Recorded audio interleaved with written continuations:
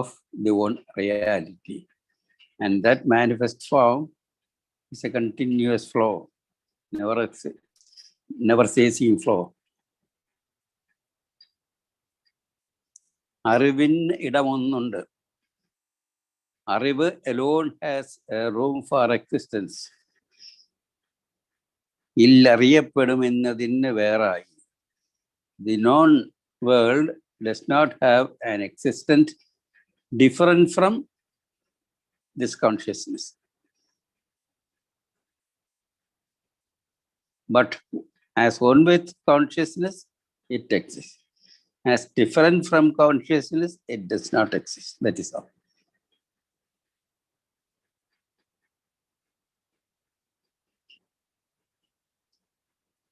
Arivenal ang ed ഈ അറിയപ്പെടുമെന്നതേറും എന്നീടിൽ.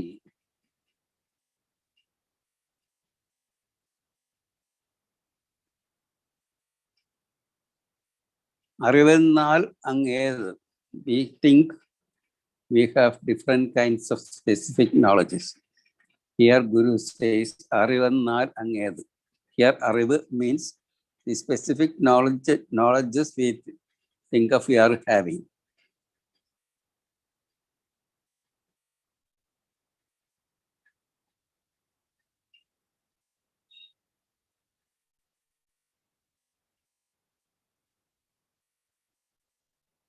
അറിവെന്നാൽ അങ്ങേത്.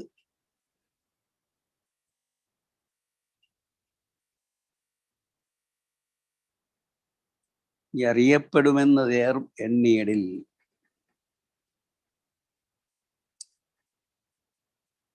Most of us think that our mind gets into contact with some other things outside, and this mind enters into it and it knows it. Guru totally denies this kind of notion of knowledge. If knowledge alone is existing, and what we think as known, the known or the known world, it does not have an existence of its own, but its existence is as the manifest form of the own consciousness or arivu that alone exists. Then how can, if the known world also is within consciousness, how can consciousness go outside and gets into contact with it? It is impossible, because what is out of us, the known world, is now understood to be within consciousness as a manifest form of consciousness. That means our mind or consciousness cannot go into an outside object and get a knowledge of it. No such thing happens.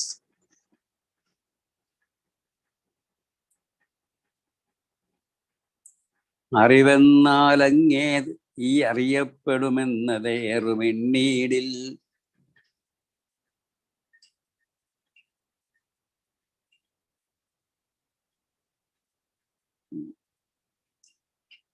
Next verse is verse 10. അറിയുന്നീലെന്നൊന്ന് ഈ അറിയപ്പെടുമെന്നതുണ്ടുപോയിടും. അറിവിൽ ഇതേതറിയുന്നീല അറിവെന്നാലെങ്ങു നിന്നു വന്നിടും.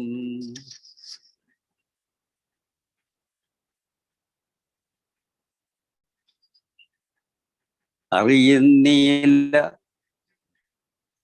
In our usual course of life, we are not aware of this reality that is being elucidated here.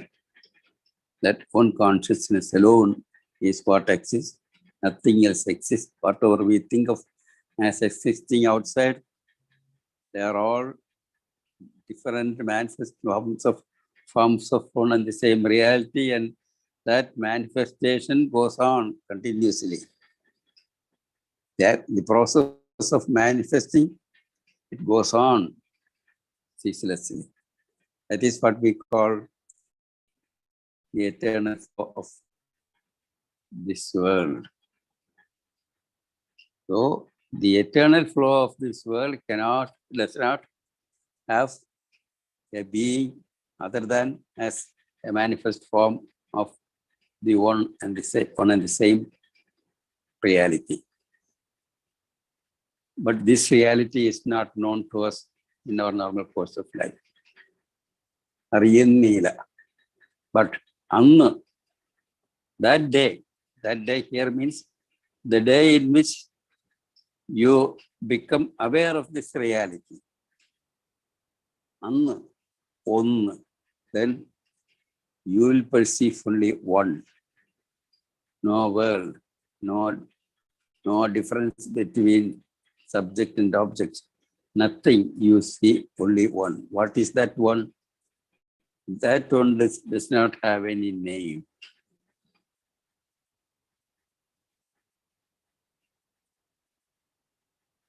അറിയുന്നീല അന്നൊന്ന് ഈ അറിയപ്പെടുമെന്നതുണ്ടു പോയിടും.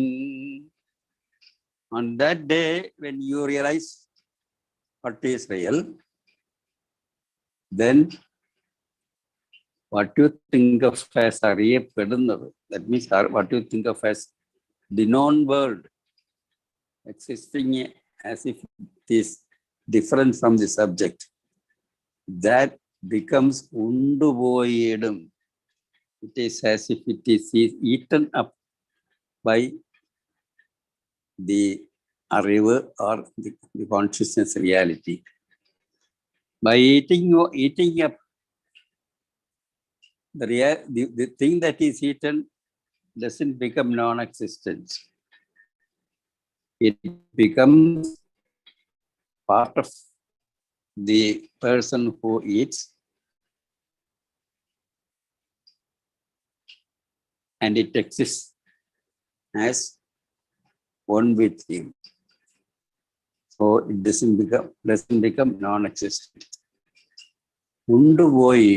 It becomes eaten up by the subject or eaten up by the own consciousness reality.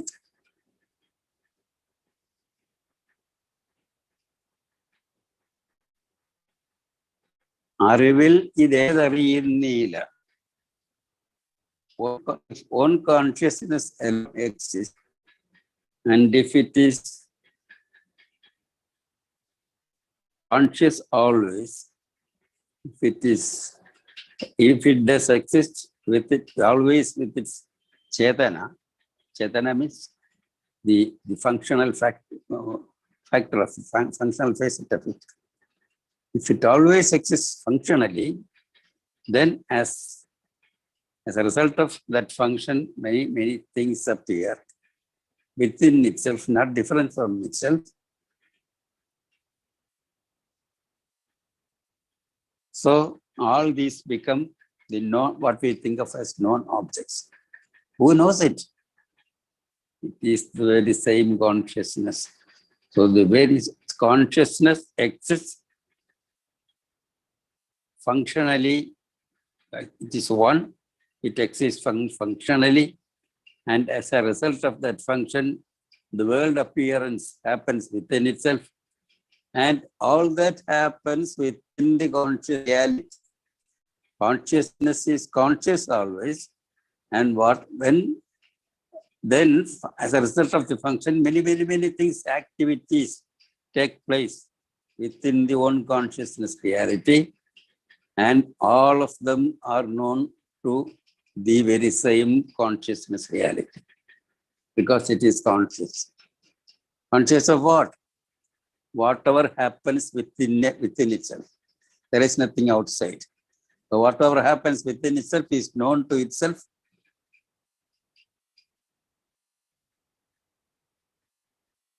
And so here it is asked, അറിവിൽ ഇതേതറിയുന്നില്ല.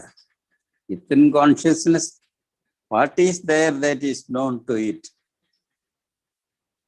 Everything is known to it. whatever is happening with conscious reality, it is not. Previously, we saw consciousness reality is to be understood as ourselves. It will be clearly stated later. So, consciousness reality is existent and saying, I am what really exists, because I am consciousness in essence, and the one reality is also consciousness in essence. No two consciousnesses can exist. So I am my consciousness, and the one consciousness that unfolds itself as a very thing. These are not true. I am consciousness in sense, and then one reality is also consciousness. And so everything becomes unfolded from the one consciousness reality, and saying that everything becomes unfolded from myself. Both these are same. In the words, it will be said, everything is unfolded, comes out of Brahman. And also it would say, Atmata evedam sarvam. Everything originates from this, from my.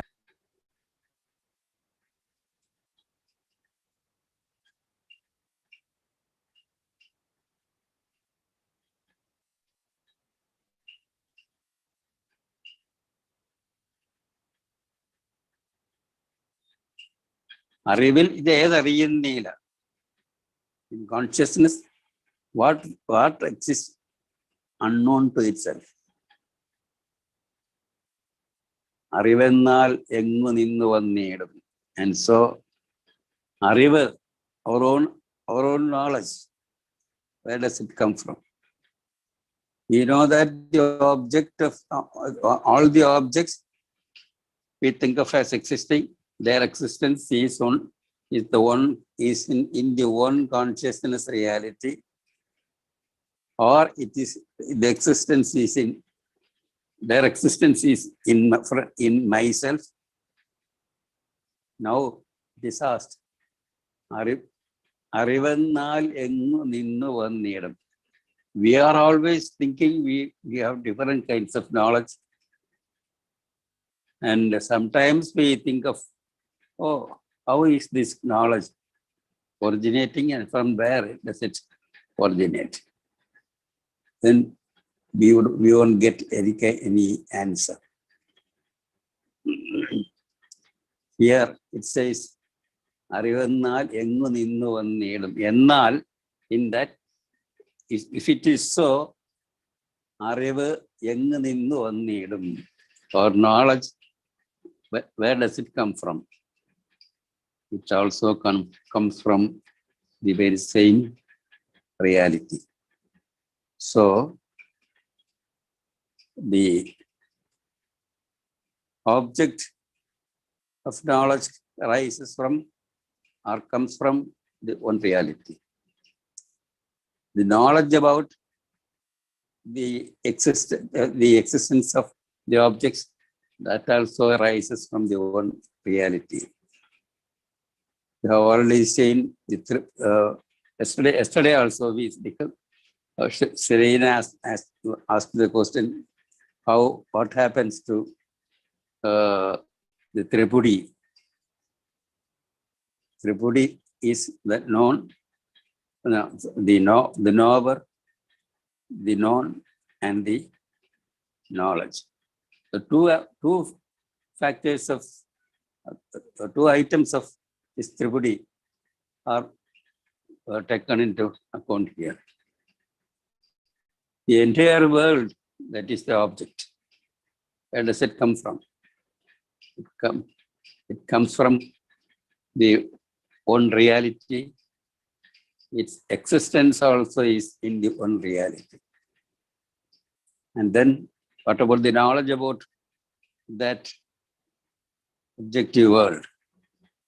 Here it says, if a knowledge alone, if consciousness alone is what existing, where can this specific knowledge of ours about anything that forms the world, that is part of the world? Or can it arise, where can it arise from? If consciousness alone is what exists. So our specific knowledge also arises from the same consciousness reality. Only two items are considered here. Why? The third is the knower. The knower is myself. For everyone, the knower is oneself. And we have seen that this oneself is not different from the consciousness reality. So the knower is one with the consciousness reality, or the consciousness reality itself functions as the knower. It itself appears as the known object, and as a function, a different kind of function of the same consciousness seems to be a specific knowledge we gain about anything outside. So the Tripudi case is now considered.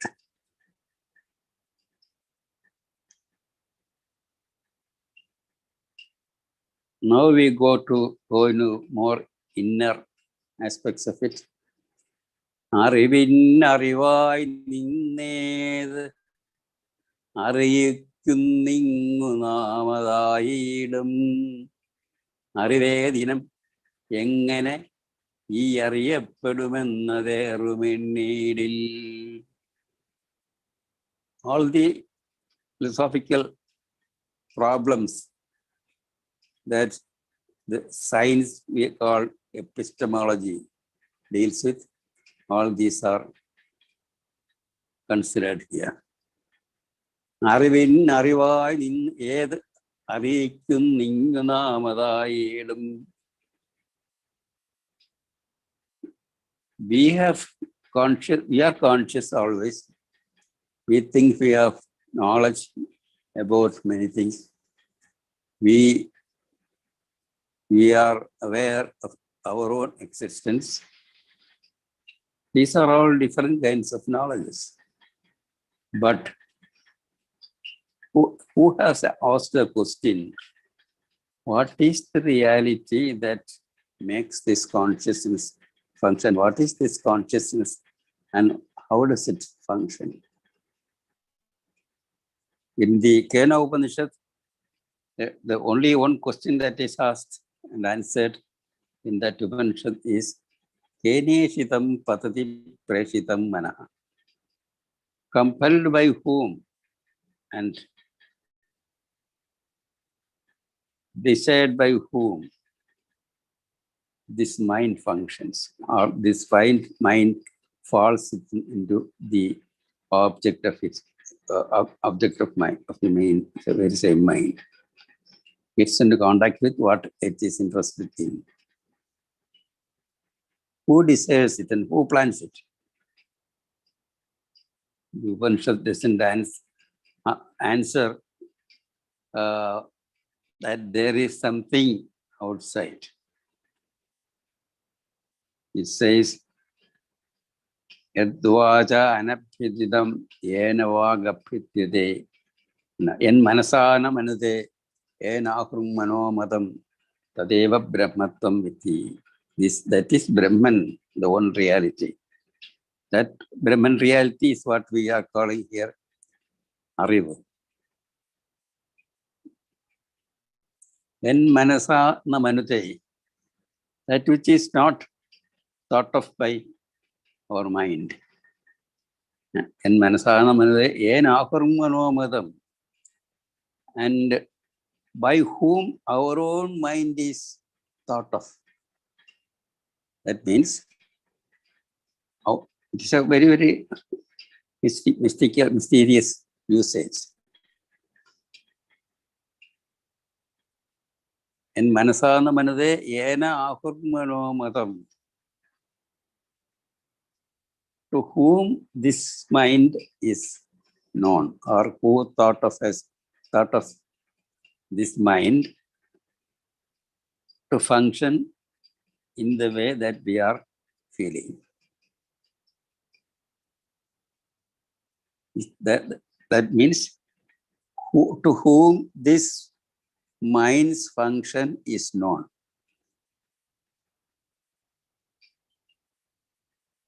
That is Brahman. The same is mentioned here. Arivin arivai nin edariyikkunu. That which makes or causes all kinds of knowledge by knowing what this consciousness is, what is knowledge is. Arivin arivai. That means the knowledge or the consciousness that knows what is knowledge.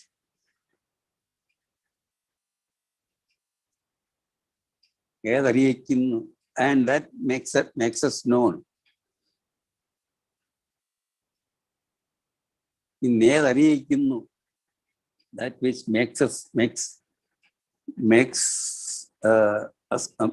causes us to know. What is it? What is the reality that exists behind when we do know something? Or what is the reality that causes our own knowledge to know something? What that reality is, what knows what this knowledge is. What is it? It says Namadayidam. It is nothing but ourselves. Here, this ourselves means also the own ultimate reality, Atma, or Ariva, or Brahman, and many other usages. In Chinese, the Daoism, it is Dao. Arivin arivai ninnu edariyikkunu. Adi innu namadayidam. Ariyikkunnu innu namadayidam. So we are the one. I am the one. That means the self-reality is the one that makes the knowledge to function. And it is the reality that knows what knowledge is and how knowledge should function, where should it function, and on what it should function. All these are decided by one ultimate knowledge. And that one ultimate knowledge is what is called Arivu here. And in the Vedanta, traditional Vedanta texts and in the Upanishads, it is called Atma or Brahman. Arivin arivai ninnu edariyikkunu adingu namadayidam. If that is the case, then Arivedinam engana ee ariyappedumennadeyarumennidil. How can we classify consciousness? Arivedinam, of which class is knowledge? Arivedinam engane ee ariyappedumennadayarum. How does it get into contact with its own objects? Idodidil ennade അറിയപ്പെടുമെന്നതോ ഇതേതിതോതിയിടിൽ. അറിവേദീനം എങ്ങനെ ഈ അറിയപ്പെടുമെന്നത് അറിവേദീനം എങ്ങനെ ഈ അറിയപ്പെടുമെന്നത് ഇതോതിയിടിൽ. how can you classify Arvedinam? To which class this knowledge belongs? Engane, how does it function? What is this known outside? Idodidil means if this is properly known. Odida means to tell or know. So if you properly understand, if you are well aware of this oneness of the reality, then there is no question of classifying knowledge because there is only one reality, one knowledge. There is no classification within it.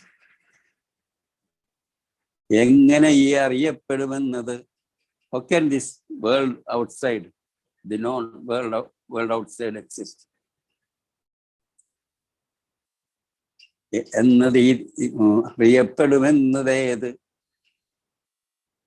What is this known world? If you know this, if you realize this, there is no question of classifying your the knowledge. There is one consciousness alone. There is no classification within it. Classification is only distinct within a group of things.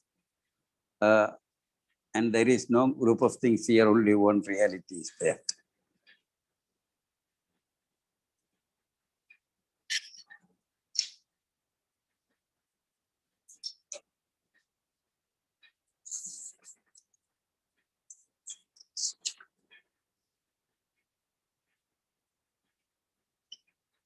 അറിവെന്നതു നീ അതു നിന്നറിവറ്ററിയപ്പെടുന്നതെന്നായി അറിയപ്പെടുമിത് രണ്ട് ഒന്നറിയുന്നുണ്ടെന്നും ഒന്നതില്ലെന്നും. അറിവെന്നത് നീ. So far, Narayana Guru was teaching us in an indirect way, in the third person. He doesn't say directly to a particular person. Here, in the next verse, he changes the mood.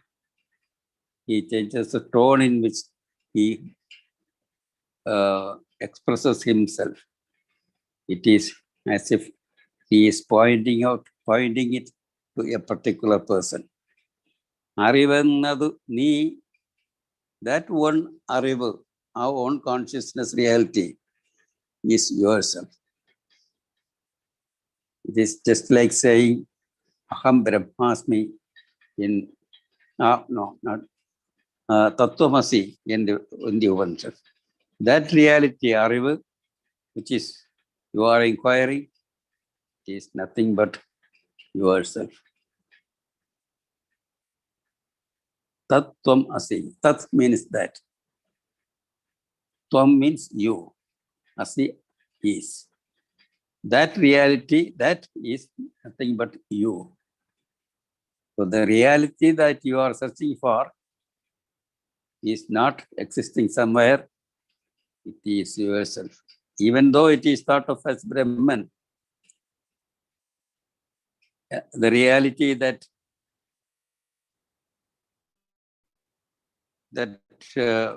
underlies the being of everything that forms the world. That is a kind of ideation or an abstract idea that you can think of the ultimate reality. It doesn't mean that you have realized it. You have directly experienced it. When you directly experience that reality, you will find that it is yourself. We have seen that the entire world is a manifest form of the own reality. Then what about me? I am also a part of that manifest world. So if everything that forms the world has the own Brahman and Arivu, for the reality underlying the being of it, of the pervading the reality, the pervading reality within it. I am also part of the world. Then that Brahman, that Ariva, that Atma should be the reality that pervades the being of myself. So the reality for myself, to know the reality directly, to experience it directly, I do not have to go anywhere. I have only to look at myself. My way of approach should be changed. We are familiar only with looking outside and knowing things. We have never interiorized our vision so that we can sow ourselves. Here it says, it is you. If I have to know myself, I do not have to open my eyes. I do not have to open any of my senses. I have only to interiorize them. The eye interiorizing its vision means the eye perceiving what is the reality within the eye. What is the reality that perceives the eye? The eye perceives everything, but who perceives the eye? That reality that perceives the eye is what that exists in the eye, which for knowing it, the eye does not have to open outside, only have to interiorize its vision to itself, to within itself. Then we will see there is an eye that perceives the eye, just as there is a mind that knows the mind. There is a knowledge that knows the knowledge.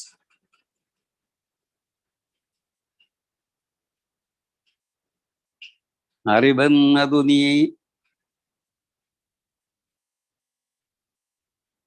So that is the core teaching, the core teachings of this Upanishad. Adu ninnarivittu ariyappedunnathannayi. The very same reality, that is yourself, that is, and that reality, it comes down or drops down or it degrades as if it degrading itself. It becomes, or you becomes, അറിയപ്പെടുന്നതെന്നായി. You becomes, or you become the അറിയപ്പെടുന്നത്, the known object.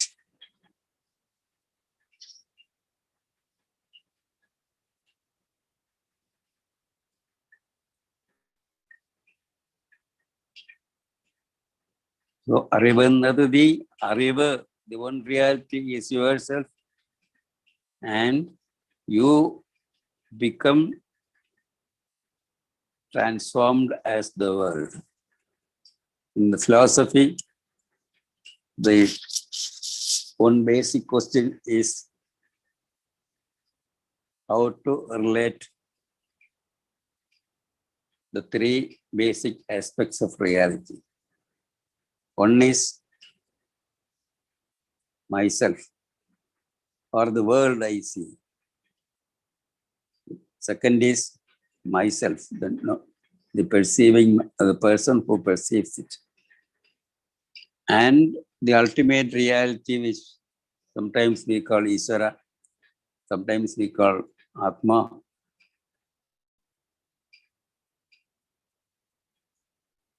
How these three factors can be brought into one reality, one functional reality. In the beginning of one of the prose works of Narayana Guru, the he says, Jiveshara Jagat Bheda Rahida Advaita Tejase. He addresses God or the non-dual reality here. Jiveshwara Jagat Bheda Rahida. That means the one reality that exists where there is no discrimination or differentiation between Jiva, that means the person who is seeing, Jiva, Ishvara, the ultimate reality, Jagat, the world we see. Jagat Bheda Rahita, where this differentiation between these three factors does not exist. Jagat Bheda Rahita, Advaita Tejase. And where does this happen? That is an Advaita Tejas, an effulgence, a brightness of non-duality. That is what is understood. What is understood here also. Arivennadu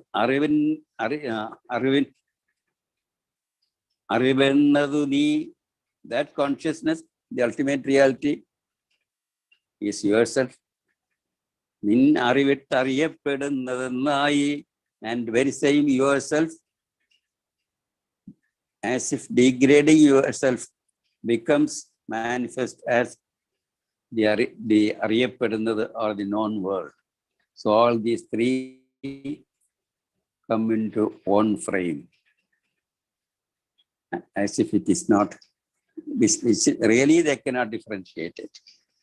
Only we differentiate them only because of our lack of understanding about ourselves, about the world, about the reality.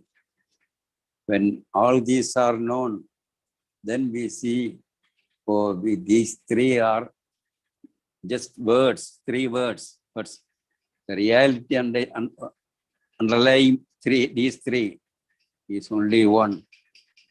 And that means that one reality itself is what appears on the one side as Ishvara, on the other side as the external world, the third side as the perceiving myself. All these three functionally exist together as one reality, one functional reality, a dynamic reality. And when we also realize our oneness with this dynamic reality, then I become a realized person.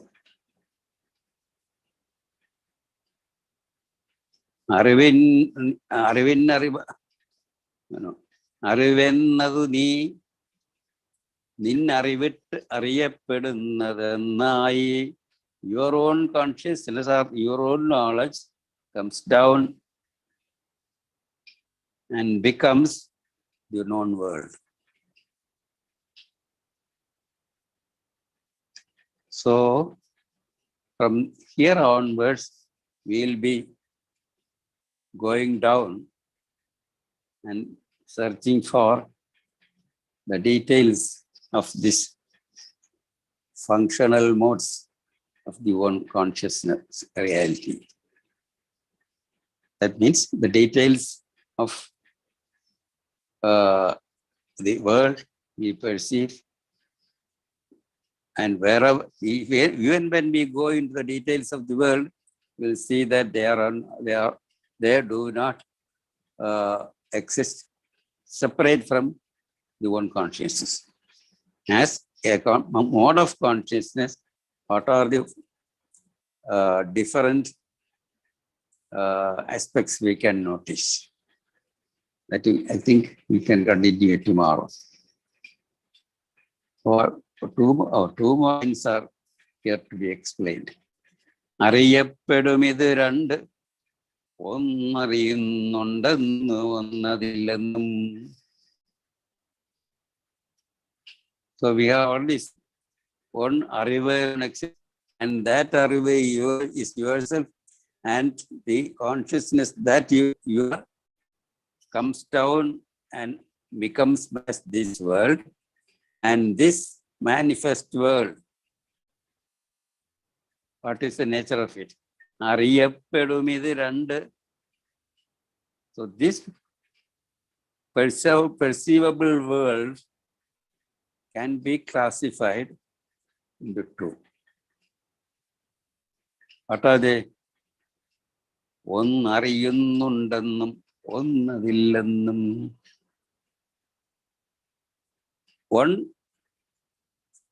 One aspect is that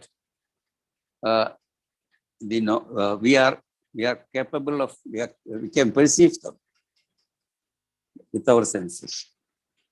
Do we perceive everything that forms what? Even the very physical, in the case of the very physical world, do we perceive everything with our senses? No. Many. This entire cosmic system is endlessly spreading out. It is an expanding universe, ever expanding universe. No one knows what beneath us is. So it is a mysterious world of which we know a little. And therefore, the knowable world, the known world, is classified here into two. One, the aspect of the world that we do know. The other is the aspect of the world that we do not know, that we cannot know. These are the two aspects of the known world. അറിയപ്പെടും ഇത് രണ്ട്. This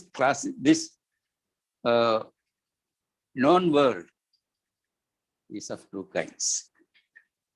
ഒന്ന് അറിയുന്നുണ്ടെന്നും. Of the two kinds, one is the kind of knowledge that or the kind of the world that we can know. ഒന്നതില്ലെന്നും. The other kind of knowledge or kind of the perceivable world is, even though it is thought of as perceivable, it is not perceived because it is so extensive.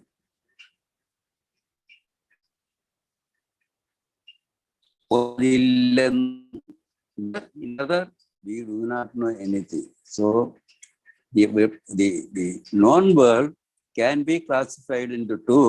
The one side is that which is known to us, and the other is that which remains unknown to us. Even though it is unknown, that also is to be thought of as part of the known world. The known world has two aspects. One is the one aspect that we can directly perceive with our senses. The other is that which we cannot perceive with our senses or mind. It always remains unknown. The next three verses I think we can cover tomorrow. Is there any doubt about what I said in these verses?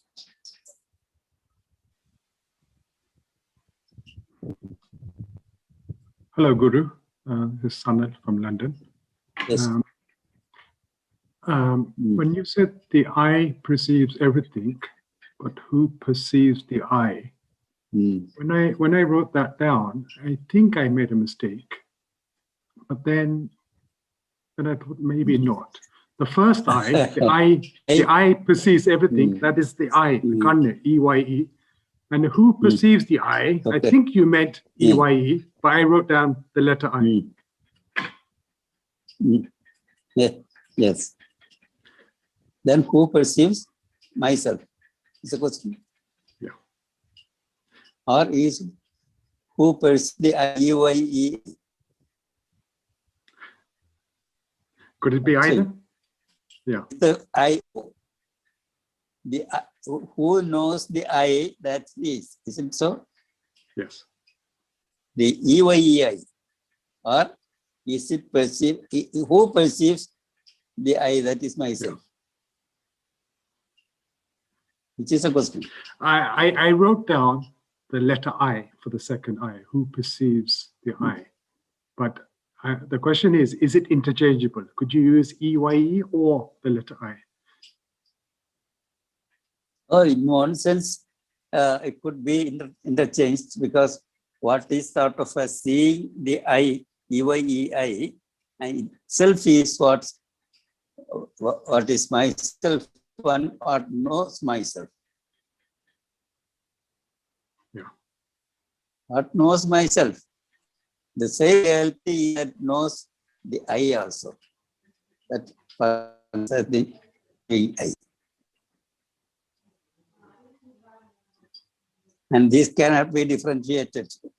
All these are within the overall dynamic function of the one all-encompassing Ariva or consciousness. It is the Ariva itself that functions, exists as myself, that functions as myself, the same way, the very same I, the very same Ariva is what functions as the perceiving I, EYEI, and it is the same reality that perceives this I, perceives this EYEI, the same reality. So we cannot differentiate between all these things. But only for the sake of our normal way of understanding, we are now going to classify it, but there is no classification within itself. But now perception for the sake of our useful of understanding, that was part of the philosophy is also now brought into here, as it is not different from the one arrival. Don't know whether it is clear. It's not a point that can be clarified clearly by making use of words. Thank you, Guru. Is it clear? It is clear. Yeah. Huh? Yes. Okay. Yes. I don't think it is clear to you. It is. I think I have to think about it. Yes. Okay. Thank you. Anyone else? Guru Namaskaram. Shireeniyana. This is not a direct question, but an indirect question. When we think about the status of the knower, like in Western society, there is more emphasis on I think, therefore I am, or the sense of agency, the sense of autonomy, independent individual, rights of individual. So here you are talking about Advaita, where the I then cease to exist once the realization comes that I, Aham Brahmasmi, like I'm that, So basically, in every tradition, we have the understanding that the prophets or the guru, they are basically speaking. They become a medium for the divine to convey the message to the world. So is that realization and what they speak, or what the message they give to the world, is it historically contextual? Because there are many controversies about how to look at their realized people's messages, and how to look at their message. Is it historically located, like for instance Narayana Guru's message, or we say that somebody who has realized is a form of divine itself, but how to negotiate with the fact that when we live in a time and a space, a guru live in a space and time, right?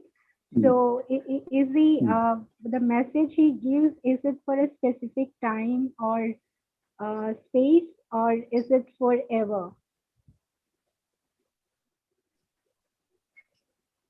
It is forever. It is a guru teaching is not for particular time, it is a teaching for that is always true. Okay. Okay. Okay. Okay. I don't know Thank what you. is the question you asked clearly. What I'm saying is, for instance, a guru can talk about political things, economic things, but what he talks about spirituality becomes true. Like in every religion, what they speak about spirituality is about achieving peace and happiness. But is it possible that when they talk about politics or when they intervene in politics and economy of a particular people, is it context specific or that message is also universal? I mean, beyond time and No, space. that is the one reality. In one sense, we can say the interest, politics, economics, like that, the different fields in which human mind is interested in. But all these take place. Where do this take place? It is in the one consciousness alone. The same consciousness becomes interested in, say, political affairs. Nothing is outside the scope of consciousness. So political affairs, yes, it is also is a factor that is relevant only in the lives of human beings. No other being has any politics or economics. But it is not to be denied. In the human beings are part of the overall existence, and human life, because it is created in such a way that it also needs political interest solved and economic problems solved. These are all part of human life, and human life is part of the world, and so we cannot separate all these from the one reality. That is how non-duality becomes applied in life. If you have any particular interest in life, how can you regulate it in the light of the one overall reality? Then this particular, for instance, politics. Then the politics that we are dealing with here, it does not become different from the overall consciousness reality. But in modern politics, it is only a kind of, in our Gurukula terminology, we will call it only having a horizontal aspect and no vertical side. But when it is related to thinking of politics as part of human life, and human life is part of the entire life system, the entire life system is nothing but the one consciousness with reality becoming unfolded. Thus, perceiving that one reality in this politics also, then this what we call politics itself will get an overall change. It becomes verticalized in our terminology. The horizontal politics in which people, political parties, just now we have seen in Kerala, the election is going to take place tomorrow. It is not at all related to guided by any understanding of the ultimate reality. When the very same politics is guided by the knowledge of the awareness of the ultimate reality, the nature of the politics will change. Then the one world politics will have to come in. It is called geopolitics. Likewise, the economic interests of people will get totally changed. So Natarajaguru thought of the one world economics. In the same way, we can re-visualize any human interest in life. Nothing can be seen as outside the scope of the overall or the all-inclusive consciousness that is always creative. Is it clear to you? Yeah, Guru, Serena? thank you for answering my question, though it is a bit out of context. Thank you so much for explaining it in detail. Thank you. I think the time is over. You can Time is up, stop here. Guru. This is right.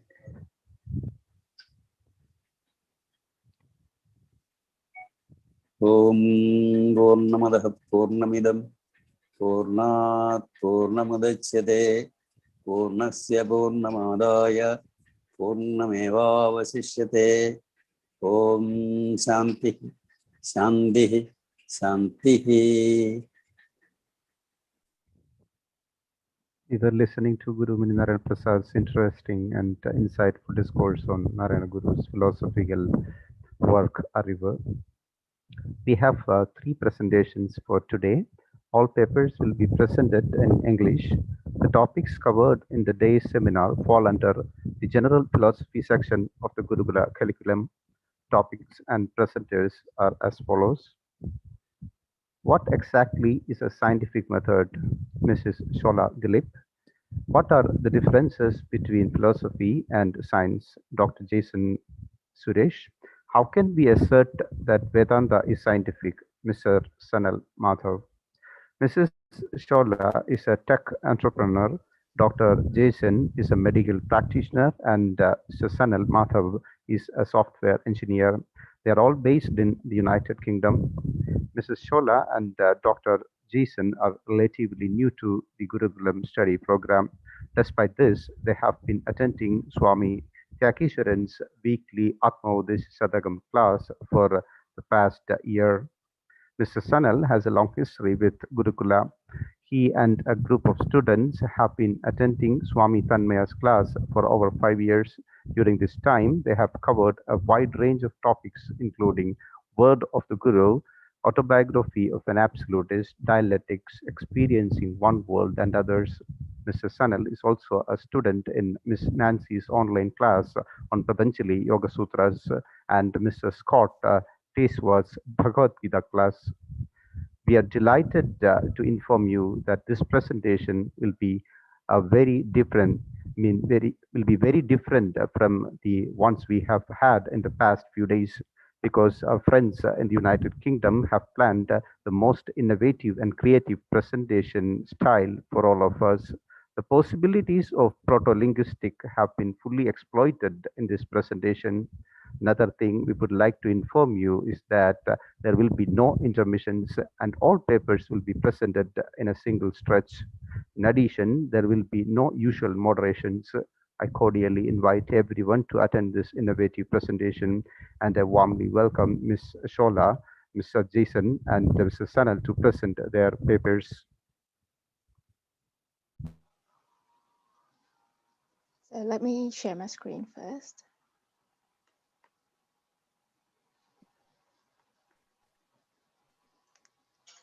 So, co-presenters, are you ready? Yes, we are. Yes.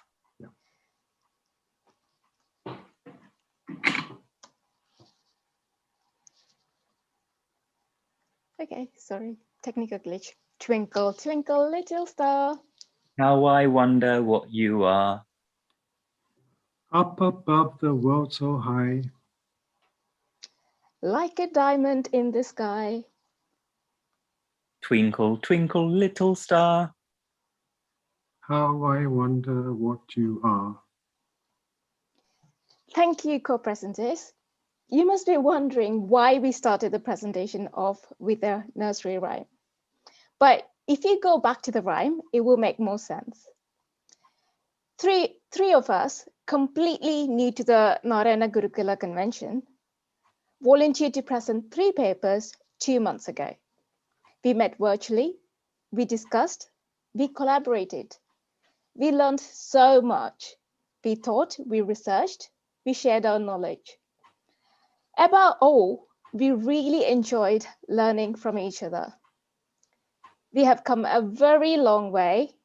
Our papers are evolving and they don't end here. What we present here is where we are now. We are still learning and there is a lot to learn. We hope some of this connects with you all. So Jason, where are we from? Well, that's a very interesting question. To be exact and precise on a scientific way to express where we are from, I would say that we are about 51 degrees and 35 minutes and 12.5 seconds north of the equator, and also about 0 degrees and 3 minutes and 55.7 seconds east of the prime meridian. What do you say, Sanlankul, about that? Well, Nataraja Guru will appreciate that. I think we can safely say we are in the United Kingdom, can't we, Jason? There you go. Thank you, Bert. So let's start webinar 5, which is about general philosophy. Namaskaram to all of you. I'll be covering the first topic about the scientific method. Jason will be covering philosophy and how science differ. Sanal will be talking about how do we claim Vedanta is scientific. I'm Charlotte Dilip. I'm a techie and entrepreneur. So, what is exactly the scientific method?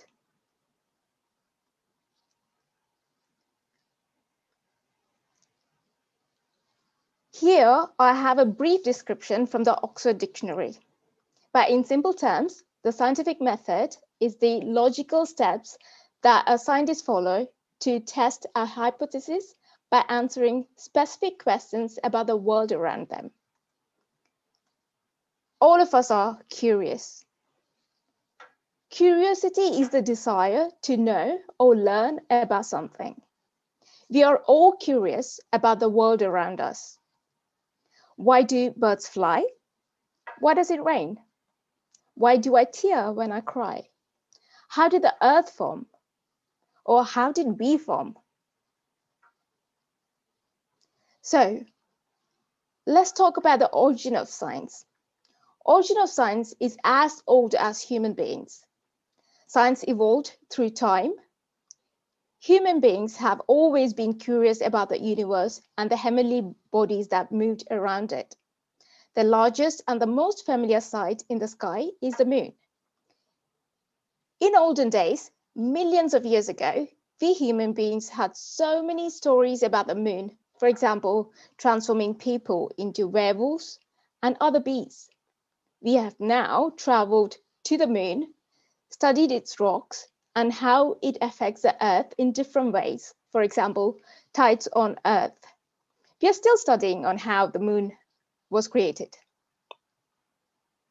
Evolution of science. Science is built upon its past. Some of the earliest records from history indicate that 3,000 years before Christ, the ancient Egyptians already had reasonably sophisticated medical practices. If a medicine didn't work, they would try something else. For example, here is a moldy bread. They put moldy bread around a wound to heal it. It was discovered later on that molds produced penicillin, a chemical that kills germs that infects wound. So here is a poppy. It was used by ancient Egyptians to get rid of pain. It was found later that poppy contained morphine and codeine, which are excellent pain-relieving drugs. Steps that are followed in scientific method. There are certain steps that you follow in scientific method. So the first one is observation. You first observe and find a topic for research. And then a question arises. The question is something you or a future scientist will want to answer.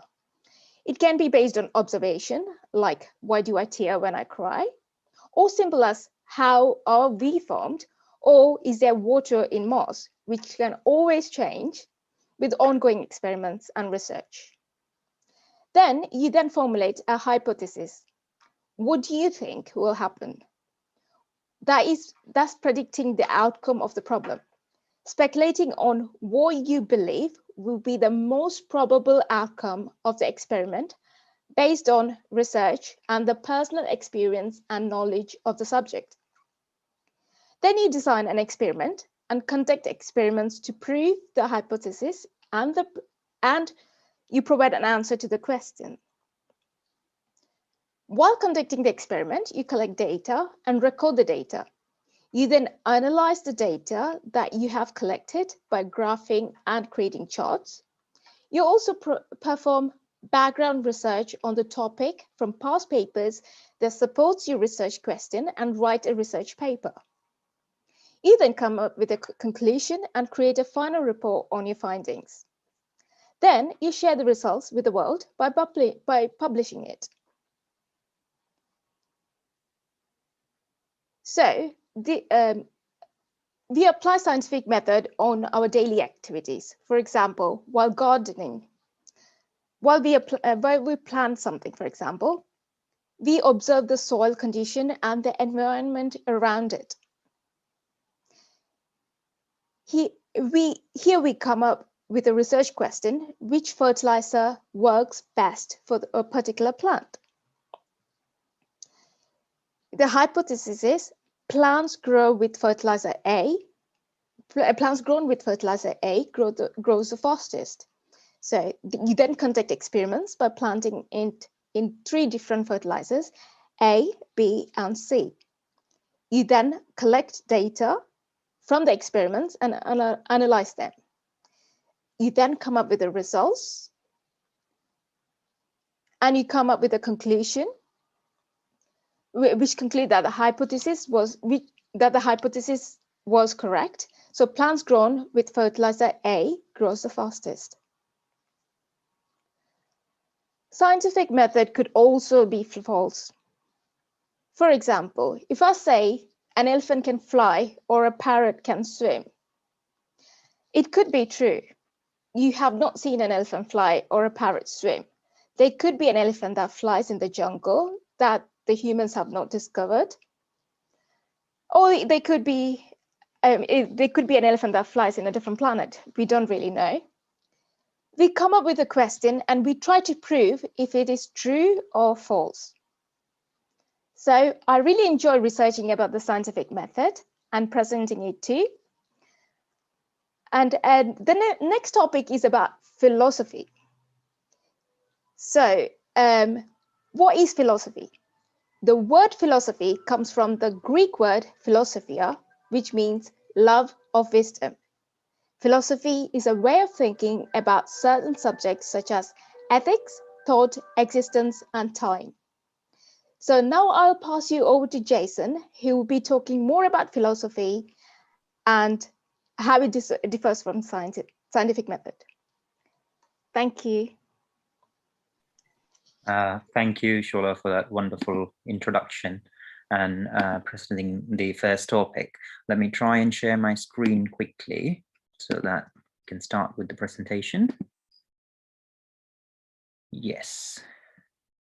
So welcome everyone to today's presentation. So we have already discussed the scientific method. So now we are going to do more about where do philosophy and science differ.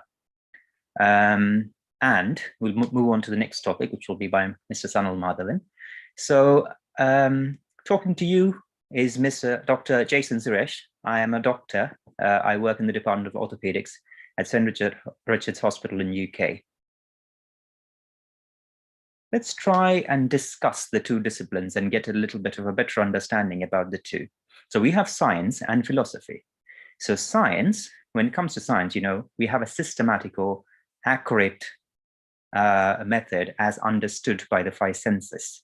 Well, in philosophy, there are similar thoughts and hypotheses, but the experiment and the final outcome is actually to be perceived beyond our senses. and it needs to be experienced, and there is no single way it actually works. Well, when it comes to science, it's all about testing a hypothesis and drawing a theory or principle.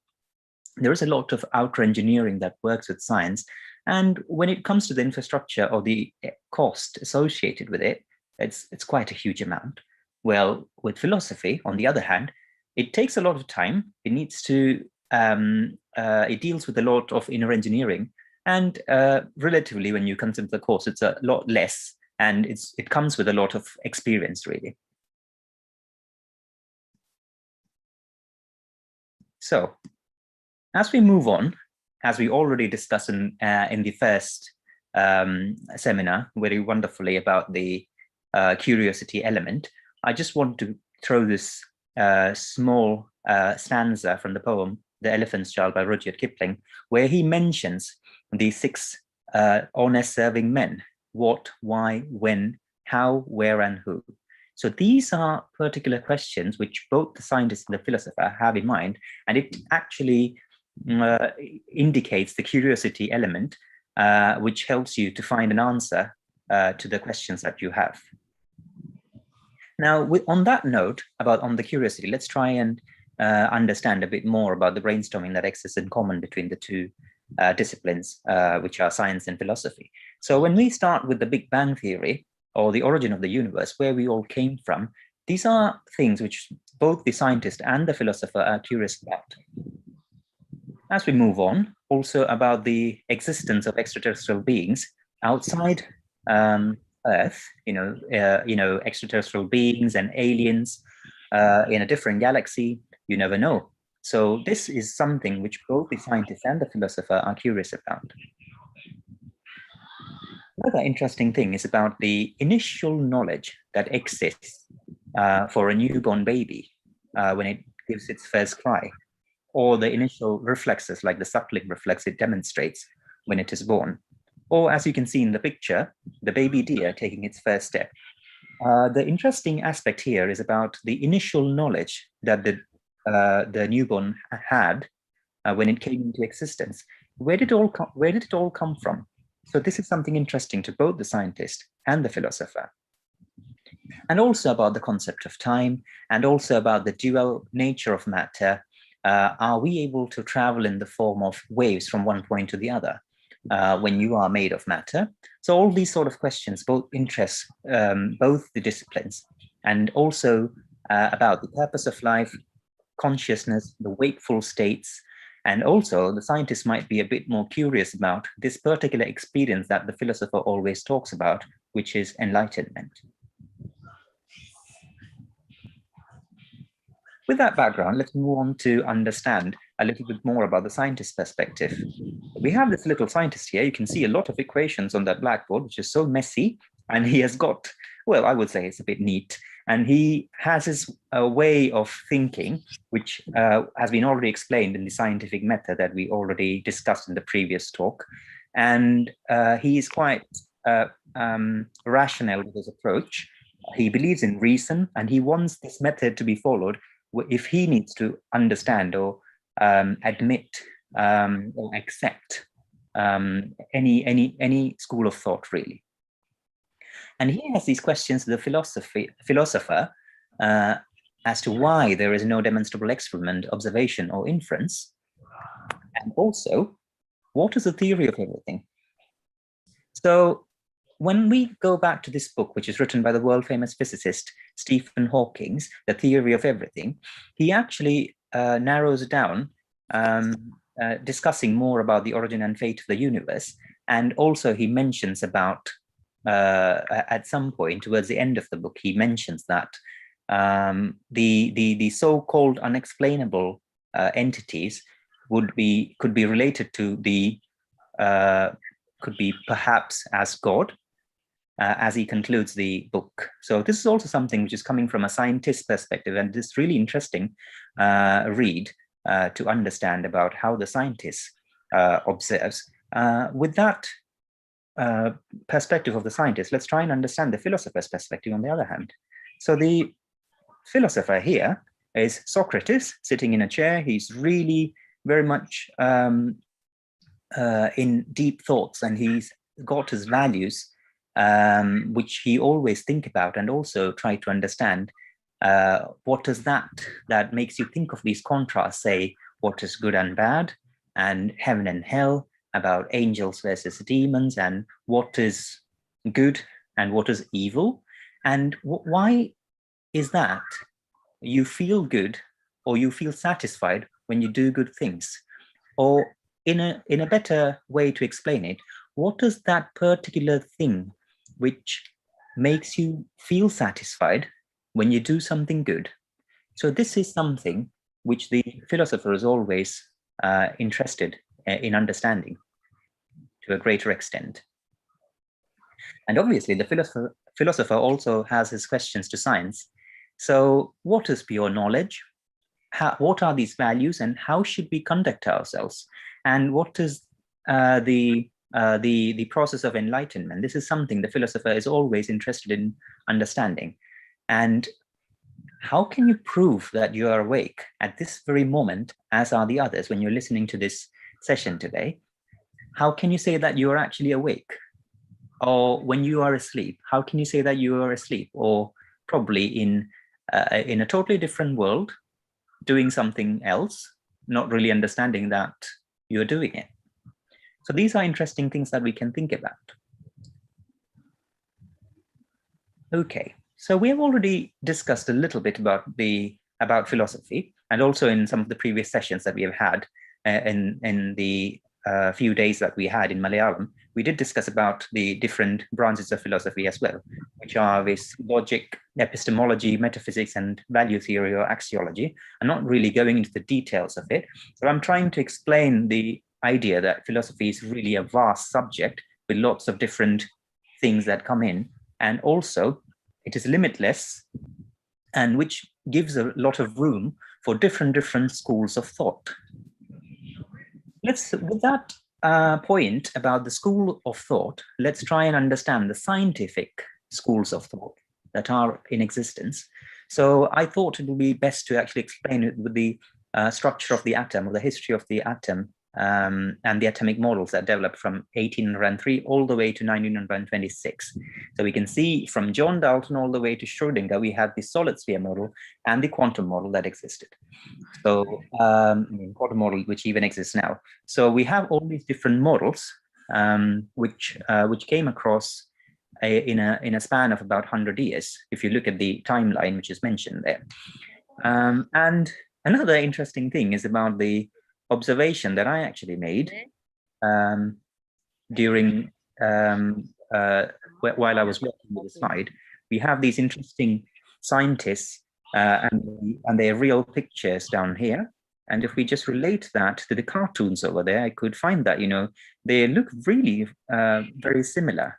So you can see that John Dalton and his hairstyle, really very nice with the glasses on. And another interesting thing which made me very interested in putting these or comparing these pictures is basically Niels Bohr with his face. It's so clean, just like it is. And also with Schrödinger, I noticed that he was also having a bow tie there, which has been quite well caught in that on the history of the atom. So this is basically one of these observations which I made. It's all about perception, is it? And we'll be talking more about perception as well as we move on. So with that understanding about the different schools of thought in science, I wanted to emphasize on the fact that because of the existence of philosophical schools of thought over so many years, there has been lots of different schools of thought that actually came up. Which of the several schools of thought, the prominent Indian philosophies and their pramanas are actually mentioned here, which includes the Vaisheshika, Nyaya, Sankhya, Yoga, Mimamsa, and Vedanta. So some of these schools of thought actually had one pramana. Well, that's not mentioned here, but there are other schools of thought which actually had even 10 pramanas. Or pramanas are actually the methods by which we try and understand knowledge by looking at the source of knowledge from different angles. We'll explain a bit more about pramanas in the philosophical method. So this is Vedavyasa. He had 10 pramanas, which was mentioned in historical textbooks. And another interesting thing I want to mention was about this beautiful young lady. She is a Buddhist ascetic. Her name is Manimegale. So she has been mentioned in Tamil literary work called Manimegale by Seethalai Sathanar. And she actually visits some philosophical scholars and tries to understand the philosophical method or the pramanas which they followed. And eventually she admits to using the philosophical method which is followed by Buddhism. But that's a different story. There are lots of debate which happens, because of the different schools of thought that exist. I'm not really getting into details of it. This is just to mention that about the existence of the different pramanas and a place where I could actually reference this information to. And trying to understand the 6 commonly accepted or very commonly talked about pramanas, which include pratyaksha or perception, anumana or inference, upamana or comparison, arthapati or postulation, anupalapti or non-apprehension or negation, and shabda or verbal testimony. So trying to compare this philosophical method with the scientific method that we have already covered, I wanted to emphasize on the fact that the scientific method comes in steps. So one comes after the other. So which is very exciting to understand when it comes to the philosophical method. If you look at the philosophical method, you have the core key truth at the center, and the pramanas actually try to understand the key concept of the ultimate truth from different angles, which is what I found very interesting to share.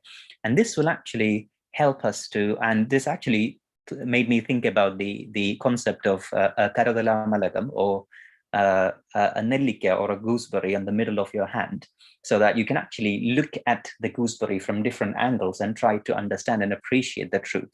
So this is something which is very interesting when it comes to the pramanas. Now let's try to understand the differences between science and philosophy with that background information that we have already had. So the existence of Andhakaranam, or the Manasa, Chittam, Buddhi, Ahangaram, where does it all exist? This is something which is interesting. And on this context, I would like to refer to the Taittiriya Upanishad, chapter 2, which is the Brahmanandavali, where we actually refer to the 5 koshas or the Panchakoshas, which are essentially the layers to the self. As you can see in the picture, the outermost being the Annamaya Kosha and the innermost being Anandamaya Kosha, or the place where we experience eternal bliss. So these are the 5 layers that exist, and the Andhakaranam and its different aspects, which are Manasa, Chittam, Buddhi, Ahangaram, actually can be found spread across the Manomaya and the Vijnanamaya Kosha. And these intangible entities, which are unexplained by science, are actually explained quite well in philosophy. So which is one of the greatest differences which I could actually find throughout all these discussions that we have had. And another interesting thing is to understand about where we came from and where we go to, and also about the Panchaputas or the elements, which we'll come across in the coming slides. Let's go through this simple exercise over here. So there can be lots of different perspectives when we look at this picture, but I would like to call it as a deer with an apple in its mouth.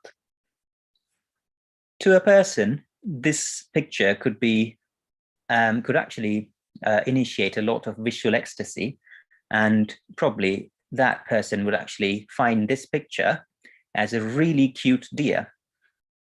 Well, on the other hand, you might have this other person sitting on the other side with a different perspective or angle, looking at the deer. Well, we know what he's thinking about. And this is where we need to understand attitude is everything. So attitude is also quite important in understanding and appreciating information. Now, as we move on, let's try and understand the perception of thought. So with perception of thought, I would like to show this picture. Probably this can give a nerve tick to people who are actually looking at this picture. There are different views and different perspectives that you can actually think of when you look at this picture. So you can interpret it as goddess Kali as the protector, probably trying to ward off evil using the knife as a weapon. Or alternatively, you could have goddess Annapurna or your mother who's actually preparing food for you in the kitchen, probably using the same knife for a different purpose, chopping some vegetables, making the food. Alternatively, this could be me. I'm a surgeon, so I probably could be using the knife for a different purpose, maybe a little smaller knife, but for making incisions to save lives. Or as many of you would have thought, it could be used as a means to cause harm as well, like with the slayer. So in essence, the same knife can be perceived in different ways. That was what I was trying to convey with this slide. On that understanding, let's try and understand about the origin of life. So this is the Urey-Miller experiment, where we demonstrated the origin of life, or the initial molecules, or the initial fundamental principles of life in a laboratory setting when we recreated the primitive atmosphere in the lab. So let's try and compare this with the Panchabhutas and the Panchabhuta principle or the theory that existed for ages. We can relate the apparatus here to Earth, and probably the space inside or the vacuum to ether.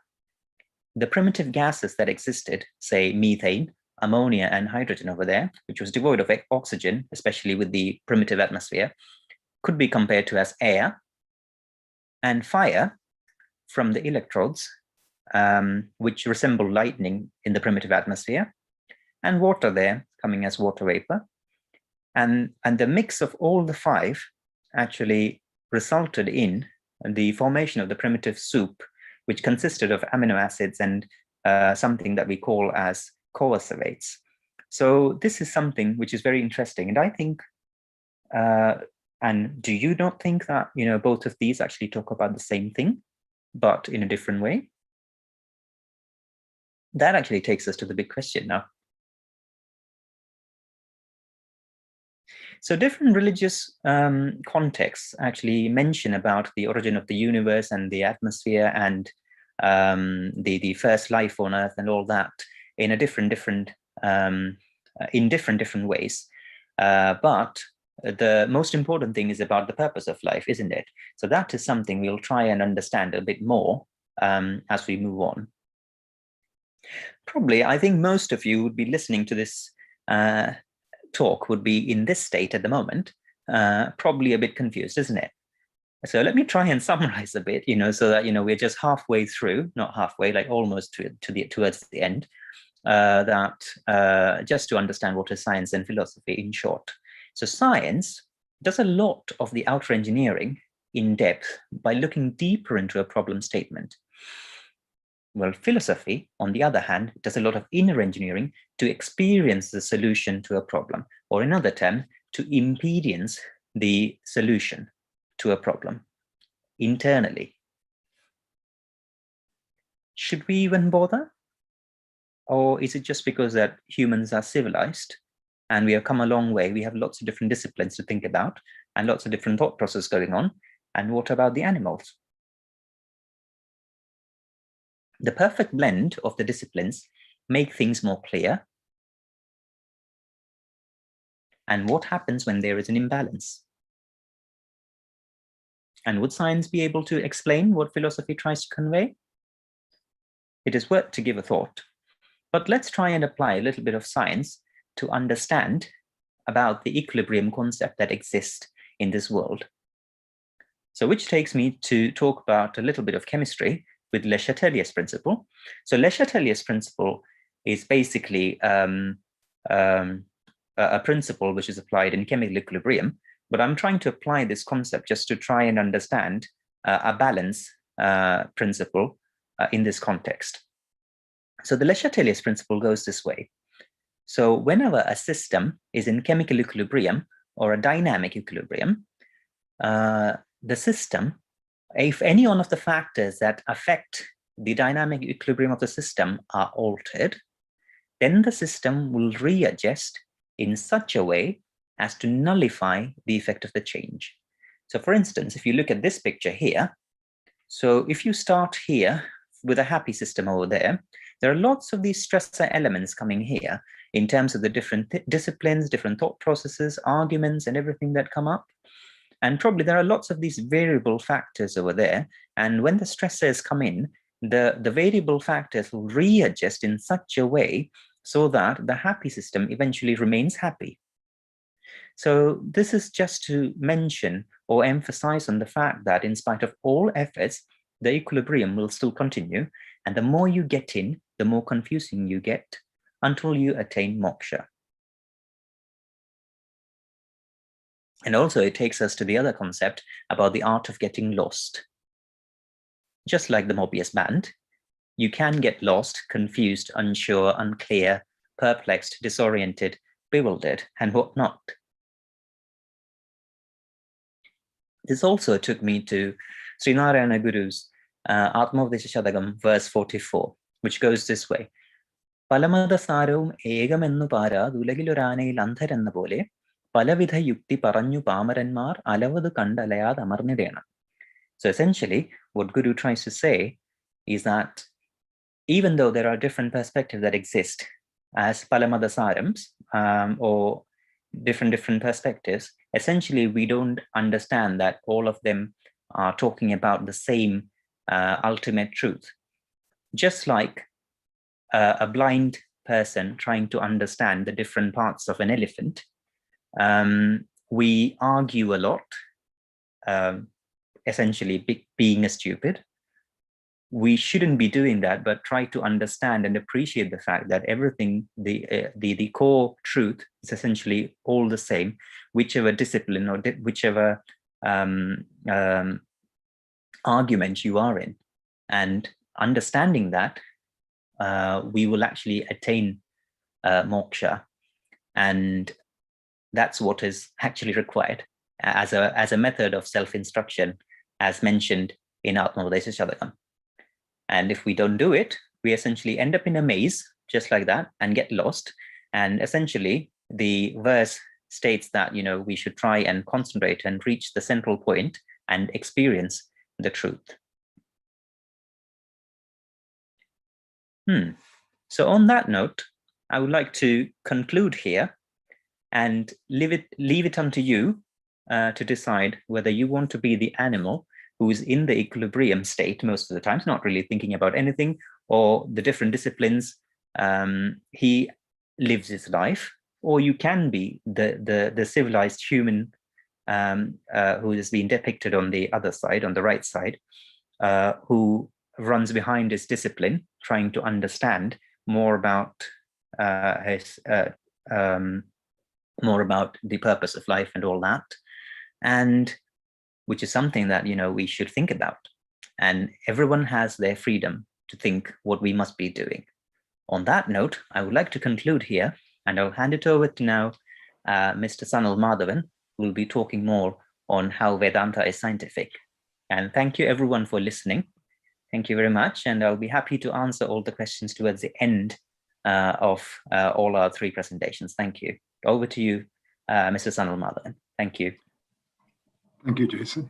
Let me see if I can share my screen and share the sound as well.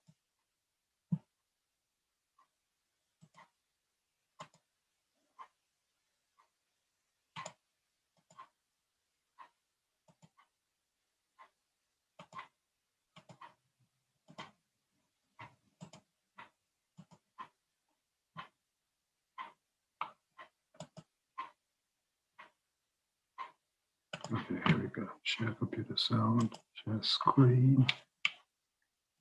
And if I put that into full screen,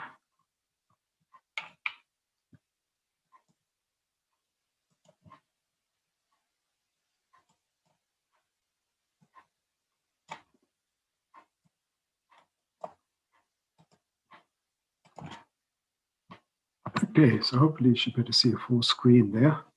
And hopefully I switch on the sound. So thank you, Jason. So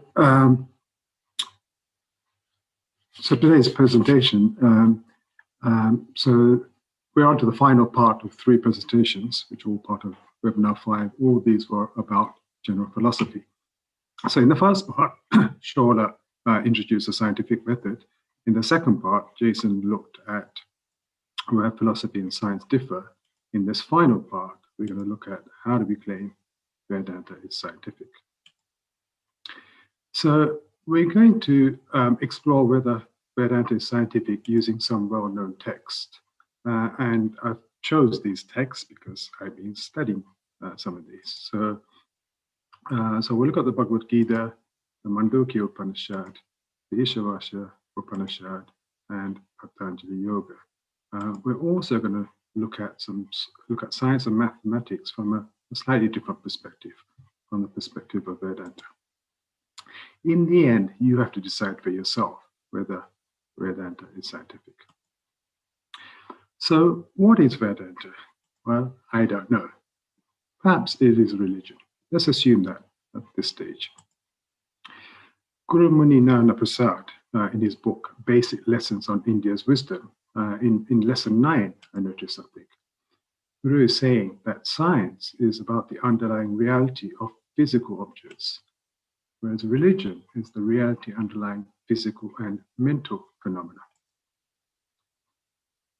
So science is interested in Sat, or existence only, whereas religion is interested in Sat, Chit, and Ananda, and more of that later.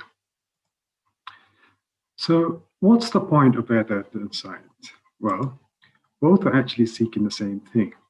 So the curiosity that Shola talked about in the scientific method and the questions Jason posed when comparing science with philosophy both come together in trying to understand the great mystery of life. And that curiosity has confounded science, intrigued philosophers, and inspired artists and mystics. So what is reality? Let's take a look at what reality is through some classic Vedanta examples. And these are favorite examples of Vedanta. We see the waves and we forget to see the underlying reality of water. It's quite interesting because the dynamism of the waves means we forget to see the same thing. And I think this was a question that came up to Guru Muni earlier. So the truth is water there. Sometimes we mistake things. So we see a piece of rope, and due to light conditions, we may imagine it to be a snake, and vice versa. We might assume a snake is actually a piece of rope. And once we make something, we forget to see what the underlying property is. So a pot is made from clay, but we don't see the clay. And I think Guru Muni talked about the example of gold in this week's seminar. And in the mother of pearl, we imagine we see silver. In all of these things, the underlying reality is not what we necessarily see, but the underlying reality is what is actually true. Let's take a look at the language of science. So on 18th of February of this year, 2021, the Mars rover successfully landed on a former lake crater, the Mars surface. It's interesting, NASA decided to call that Mars rover Curiosity. And what is the Mars rover? Well, it's a tool to discover whether life existed on Mars. The Large Hadron Collider is the world's largest and most powerful particles accelerator, and it went live on the 10th of September 2008.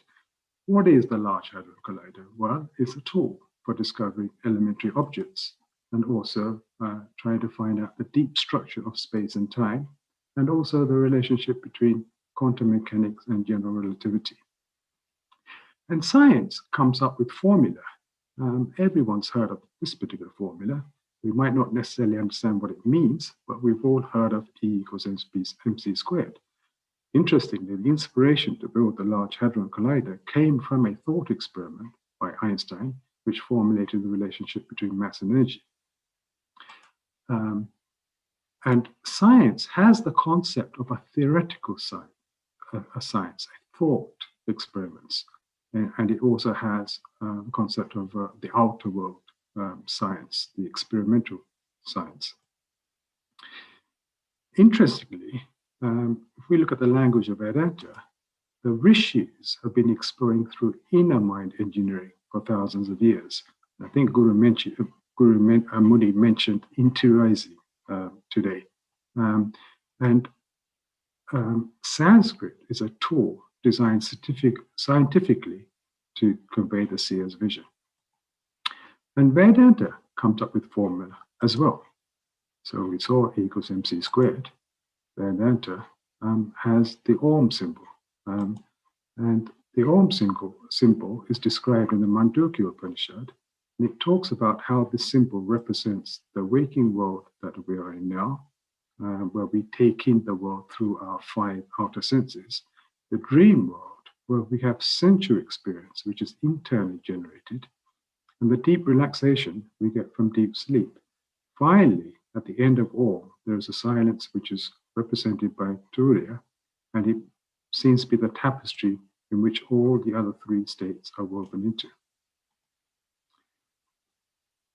When we think of yoga in the Western world, we recognize it as physical exercises, how to improve your body. Of course, yoga is much more than that. It is telling of the outer world. It is telling that we are outer world orientated, because it is easier for us to understand what can be perceived by the outer senses. The mental aspect is more difficult to depict. However, it's quite common to have a statue of the Buddha or a water feature in the garden, and both of these signify a tranquility and a peace of mind.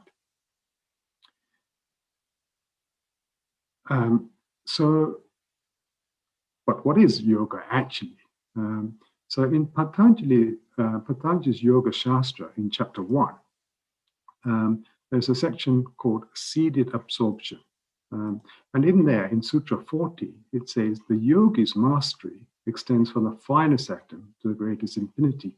So when I saw that, I wondered, am I reading some Vedantic text or am I reading about science? The yogi's mastery extends from the finest atom to the greatest infinity. And in Sutra 41, it talks about that mental modulations have to be attenuated. Consciousness, in one whose mental modulations have been attenuated, consciousness remains stabilized in the cognizer. The act of cognition or the cognized taking the form or color of that like a transparent crystal. I put the commentary from the Patanjali Yoga, this is Guru Nitya's commentary, and I put it into a word collage for those 2 sutras. And these are the words the word collage came up with. So of course, yogi, the inner organ. The inner organ, Jason has already mentioned. These are our inner faculties, which consist of the mind, the manas, the memory, chitta, intellect, buddhi, and the eye sense, ahamkara. By withdrawing those inner organs and turning them to the very source of one's own illumination, which is attuned to pure existence, pure subsistence, and pure value, that is the Sat Chit Ananda. And if you depending on your interest level, you will see different words on the screen right now. But there's some science aspects there. There's great infinity, for example, finest atom. And then there's that inner world, the inner illumination, the mind. So let's have a look at another piece of Vedantic text. And we're going to do that same exercise. So this is from chapter 10, verse 8. And in that, in Nataraja Guru's translation, Nataraja Guru writes, I am the source of all. From me, everything moves outward. Understanding thus, the wise adore me, endowed with the intuition of pure becoming. So for this one, I took the commentary of Scott Tatesworth of the Narayana Gurukula, Portland, USA, and I put that in the word collage. And does come up with some very interesting words, which are very scientific, aren't they? Like singularity, universe. There's other words in there like theory of physics. And of course, there's that wondrous element as well, consciousness, greatest miracle, reflection. but I see lots of physics in there, including theory of physics, atom spin.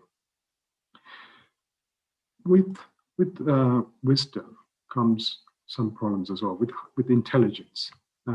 So the first atomic bomb was successfully detonated on the 16th of July, 1945.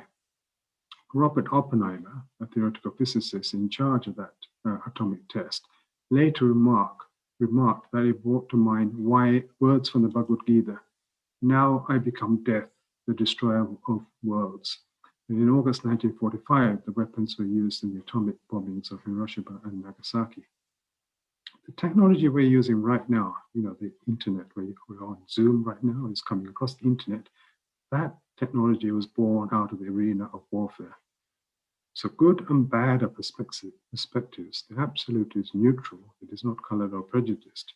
We have the technology, great technology, but we need to be more intelligent. We need to be wise how we use that. When the astronauts went out to space to boldly go where no man had gone before, and they arrived at the moon, they found it was a rather great object in the midst of a bleak, dark space.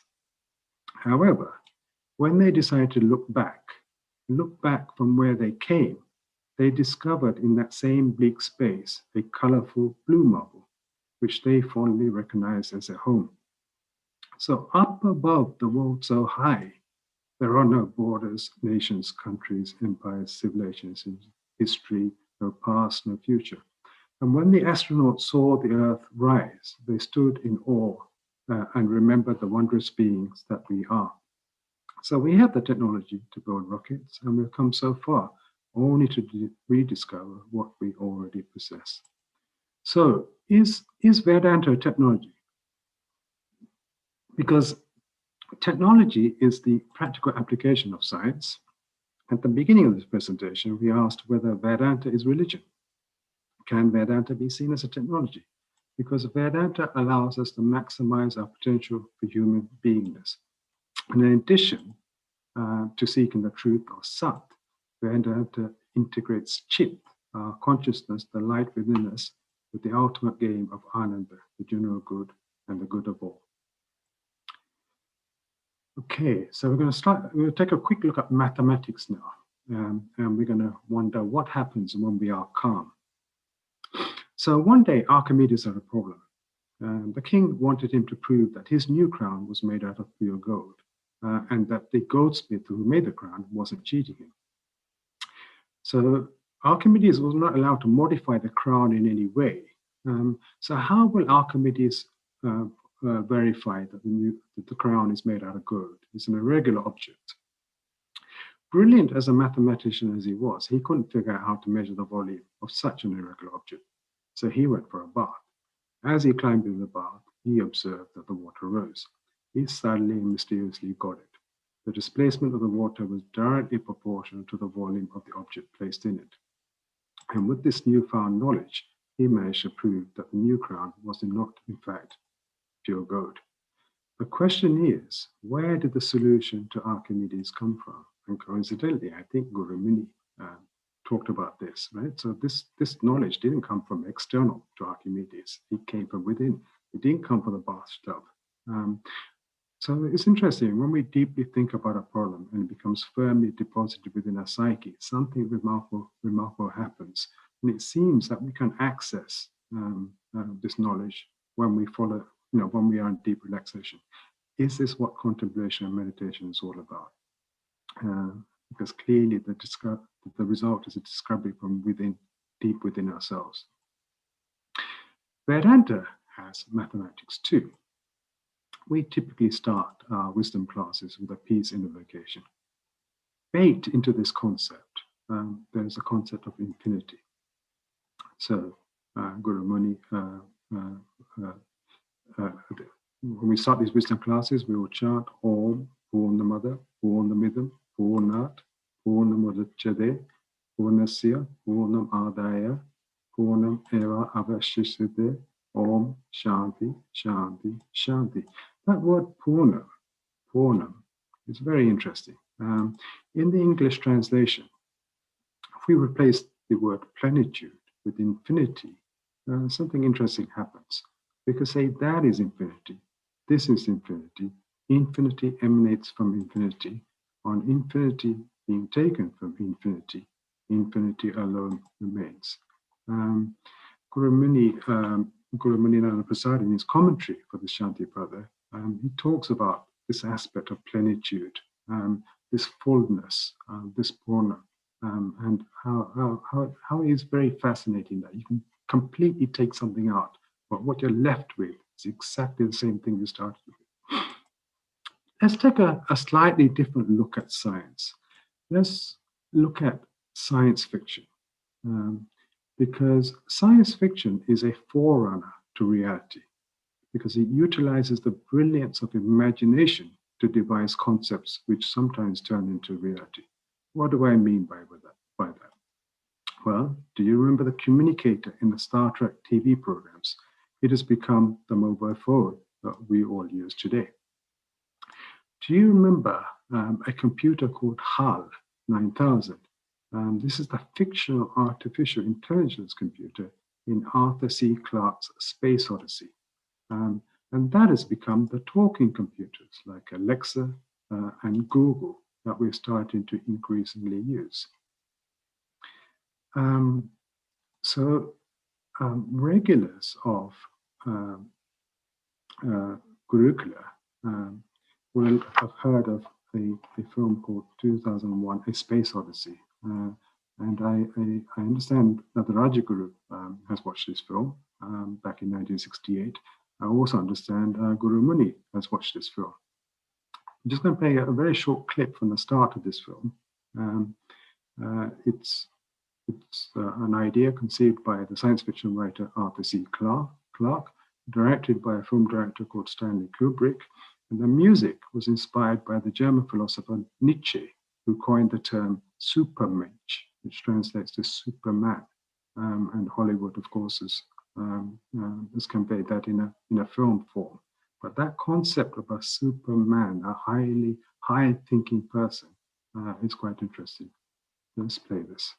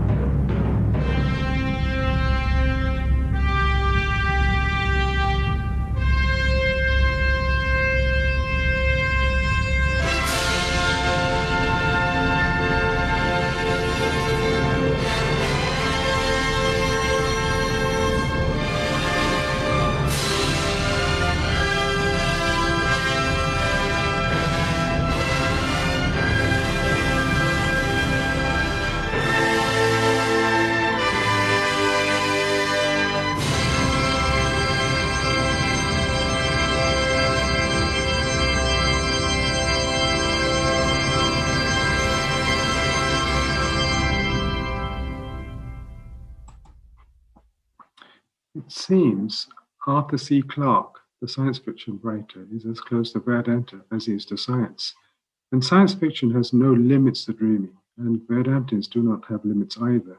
However, science views it only as a fiction, although they both dream high and allow us to enjoy fantastically new perspectives on worlds.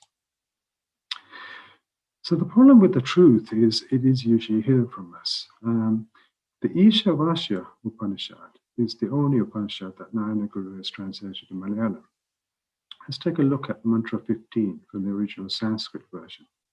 It says that the face of truth is covered with a golden disc, and it requests Purusha, the great nourisher, that is the sun, to please remove that disc so we can see what reality actually is rather than the glitter of gold. Here is a world-famous broadcaster of natural history documentaries. 6 months ago, he delivered a documentary with a personal witness statement of his life and the future. So what humans are doing to planet Earth has dire consequences, because David Attenborough realized that it's no longer possible to make the films he once did because the habitat no longer exists. He's seeing a truth. And he says that we each bear responsibility. And he concludes by saying, to continue, humans require more than intelligence, we require wisdom. You can say Vedanta is like a cake, and its ingredients are science, philosophy, religion, tribulations of life. If we bake that well, and with each slice, we can enjoy the mystery of life. So today we have presented what little we know about the scientific method, about philosophy and Vedanta. The scene is set for tomorrow's webinar on Narayana Guru's philosophy. And in passing the baton, let's finish with the words of Guru. In one substance there are many, and in many things there is one meaning. Reasoning thus, everything becomes inseparably inclusive in knowledge. Not all know this great secret. Narayana Guru visualizes an inseparable inclusiveness in which the one and the many can be harmonized. When a person attains this unity, he recognizes the one fatherhood of God, the one motherhood of nature, and the one brotherhood of all sentient beings, and the whole world as his country. So let's end this as we started, and as we intend to go on, a kid in the playground of life. So Shola and Jason, are you ready? Yes, we are. Yeah. Here we go. Row, row, row your boat. Gently down the stream. Merrily, merrily, merrily, merrily. Life is but a dream. Row, row, row your boat. Gently down the stream. If you see a crocodile. Don't forget to scream, ah! Ah! Okay. So back to you, Joyce. So we are open to... Yeah, thank you so much. Participants may engage in discussions for another 5 minutes and give you 5 more minutes.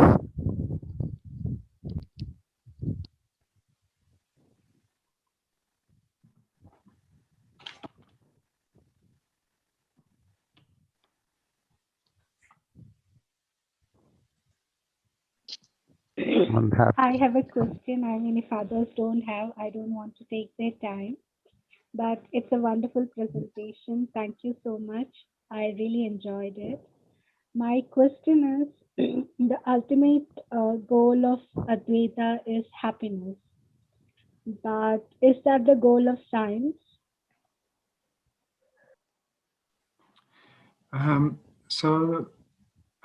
Interestingly, we discussed this, didn't we, Jason and Shola? And we thought, we came up with the word satisfaction.